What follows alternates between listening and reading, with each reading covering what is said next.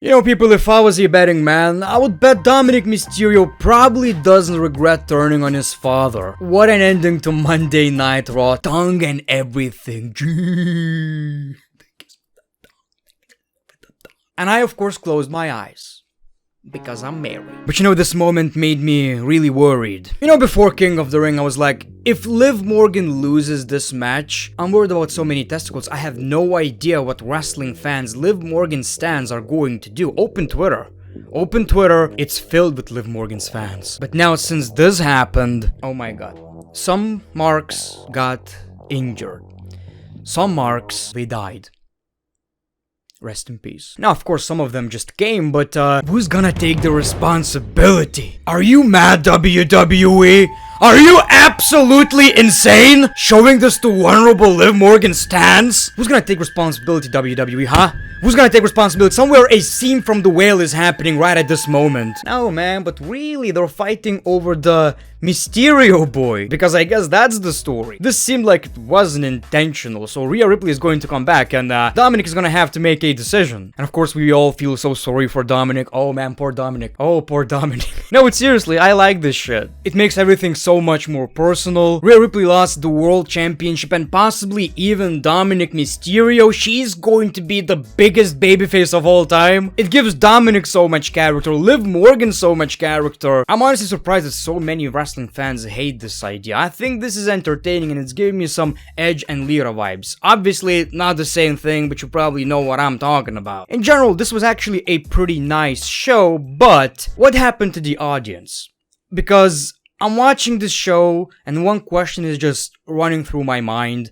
Are WWE giving sleeping pills to the audience before the show? I've seen 2 people in the room make more noise. Now, of course, people, welcome back to Greatness of Raw. Make sure to like this video, subscribe if you already didn't. Let's try to finish the goddamn story, which is 500,000 subscribers. Welcome back to the channel. So the show kicks off with Kaiser introducing us to the King of the Ring, Gunther. You know what I like about this? He's not actually wearing the crown. That would be so goofy. He's just carrying it. I like that. I felt so weird about this segment for a couple of reasons. He talked about the controversy, you know, obviously Randy Orton had his shoulder up, but the decision is final. He is going to face the World Heavyweight Champion at SummerSlam. We saw Damian Priest, obviously some, you know, respect between the two. He talked about who earned what. Obviously, Damian Priest questions Gunther's victory over Randy Orton, and Gunther says, "You won this championship by cashing in money in the bank." And Damian said, "Well, these are the rules." So they kept talking as if this match is guaranteed for SummerSlam, and Drew McIntyre doesn't appreciate that because obviously Damian is facing Drew at Clash at the Castle. Drew starts with CM Punk as always, but then talks about how this is his country. It's gonna be different. Damian Priest tried to test Drew McIntyre by asking, "Will your wife be there? What's her name?" Drew McIntyre warns him, and Priest only did that to see if he could get under his skin and if he's man enough to do something about it. He was about to do something about it, but then we see Braun Strowman, and this is kind of weird, man. On one hand, I like what I'm seeing in the World Championship title picture. On the other hand, what the hell am I watching? I guess it's because we know the potential. We should be watching Seth, we should be watching CM Punk, Drew McIntyre, and this is such a filler story. Man, I like Damian, I really do. I like his story. It's not that interesting. Let's be honest. I'm already seeing some people comparing him to Jack Swagger. That's not good. It's not as bad. We'll see. Of course, we'll see. Damian is a good wrestler. The matches are landing. Everything is fine. It's just that this is such a filler story. Like, we're watching this and we're like, okay, so when is Drew McIntyre winning, huh? And what the hell is even Braun Strowman doing here? Look, I'm glad Strowman is back. I actually missed the dude for whatever reason. But this shit just kind of looks funny. So then we saw Braun Strowman versus JD McDonagh. Wasn't a squash match, by the way. I like how Braun Strowman is just wearing whatever he found. It looks like he just got back out of the gym. "Joke's on you, great one. I was riding a choo-choo. Choo-choo, chugga chugga chugga chugga." I'll never let that go. Choo-choo, the great one. You're losing your mind. Losing my mind, huh? Nia Jax became Queen of the Ring, which I'm happy about. Well, anyway, this was actually pretty entertaining. We saw Carlito. Braun Strowman still ended up winning the match with a pretty nice finish. He got attacked by the Judgment Day, but clears the ring. Then JD McDonagh made a mistake, but the Choo Choo Man takes care of it. So, I do have a question. Is Braun Strowman going to be a part of this Bo Dallas faction? Because he should be. He definitely should be. He was a big part of the Wyatt family. Whatever this is, I don't get it. I like that Liv Morgan actually wants to prove Becky that she can win this match on her own. You filthy liar with your filthy tongue and Dominik's I almost said ass, mouth. Well, you never know. What happens behind the scenes happens behind the scenes. So the Judgment, they have all sorts of problems. Obviously, the story is Carlito wants to be a part of it, but Damian Priest, as always, doesn't want any new members. Man, I'm so glad we got this rematch. Again, wasn't, obviously as good as the previous match, but these two have such great chemistry. Love this shit. So I was really enjoying this, but I also like the moment that happened during the match, after the match, whatever you wanna call it. Bron Breakker with a great spear to Ricochet, spear to Ilja, and let me remind you, this man is suspended. He's not supposed to be there. Look at the fucking tan on these two. Maybe he wasn't supposed to be on Raw, but he ain't gonna miss that tanning session. So Adam Pearce is pissed. As a matter of fact, I think he said, I'm gonna get a drink. Such a badass. He's just gonna take 5 shots of whiskey on Raw. Why not? This was a funny segment. The Miz said, why am I wearing white? Because of flavor. So I'm like vanilla and you're strawberry. We see the New Day and that was the whole joke. What flavor of ice cream R-Truth is? And I didn't get the joke. I didn't get the joke at all. I have no idea what they're talking about. Karrion Kross wants Xavier Woods to shine. He feels like Kofi is holding him back. It's a pretty interesting story and I hope it's actually leading somewhere. I'm in the minority of people who actually believe the New Day should break up. There is literally nothing new to tell. Nothing. So I'm with Karrion on this one. We saw the Creed brothers versus the AOP, in which obviously the AOP won. Okay, can we get this faction already? Creed brothers and Chad Gable? I need that shit. Man, I'm always trying. I'm trying so much. I'm working on liking Karrion Kross, AOP, and this whole Final Testament shit. So far, we didn't get anything that interesting.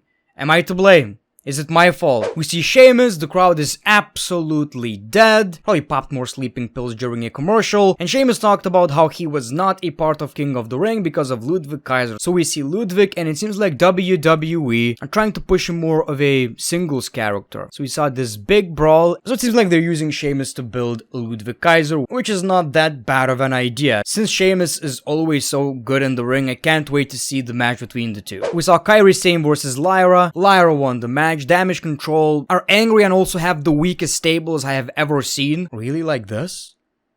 Just like that. No, don't put the beer on the table, it's gonna break. We saw Carlito versus Rey Mysterio, last time seen 20 years ago on SmackDown actually, and at first it was really slow. I was like, does Carlito still have it? This is kinda meh, but it kinda picked up. Just some nostalgia right here. Obviously, Judgment Day interferes, all that shit. Rey Mysterio ends up winning, but Damian Priest takes care of business, basically still telling the story that the Judgment Day are just messing shit up every single week, and Damian has nothing to gain from them anymore. As a matter of fact, he has to clean up that shit. So Bronson Reed versus Otis. Lots of meat right here. What a meal, ladies and gentlemen. Otis wanted to do his goofy shit. Chad Gable distracted him. Don't do that. Keep it serious. And that's exactly what caused him the match. So Chad Gable was angry. He wanted to beat the shit out of Otis with a belt. Maxxine stopped him. He told Maxxine to leave. He was about to do it again, but we saw Sami Zayn and they told the same story. Sami Zayn is trying to put some sense into Otis. Why are you listening to this guy? And Otis just stood and did nothing. Well, he kinda saved Chad Gable, but he did not attack Sami. He was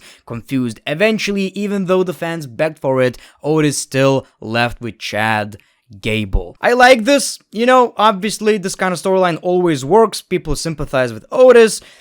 At the end of the day, I feel like more focus needs to be on Chad Gable, right? A little bit more focus on Chad. But the delivery is good. Like, Chad is really good at this. You can believe that this guy is an actual dick. He's an actual douchebag. I love it. Finally, we saw the main event of Monday Night Raw. Becky Lynch versus Liv Morgan inside Steel Cage. Which is a great idea because now Liv Morgan is locked with Becky Lynch, meaning that nobody can interfere except for the fact that every time we get this match, everybody interferes, and it's always even more effective than in a normal match. So this was kinda overbooked, but not necessarily in a bad way. We saw Dominik, the Judgment Day, Braun Strowman, and Dominik tried to help Becky, but he was pushed into the doors and it hit Becky Lynch, so Liv Morgan won the match. She was happy. Dominik was pissed that he screwed it up again, but she just put her tongue in Dom's mouth. You know? They were...